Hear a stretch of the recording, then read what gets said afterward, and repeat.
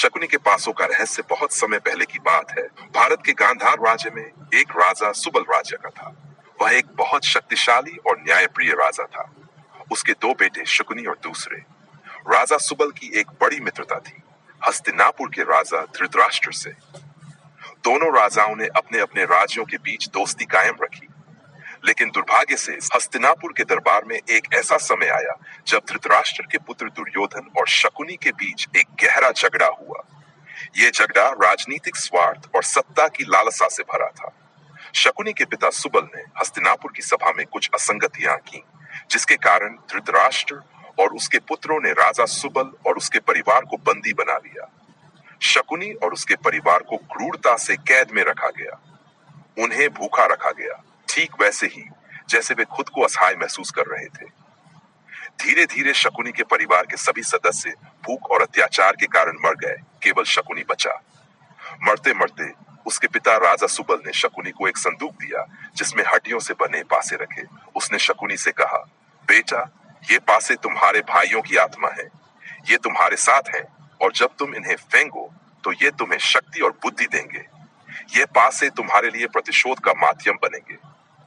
शकुनी ने अपने पिता और भाइयों की मृत्यु को देखा और अपने दिल में गहरा बदला बसाया।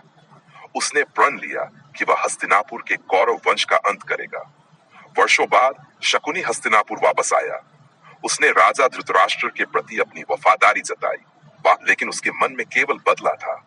वह कौरवों के लिए एक खतरनाक साथी साबित हुआ। शकुनी ने दुर्योधन के साथ मिलकर हस्तिनापुर के पांडवों के विरुद्ध कई षड्यंत्र रचे।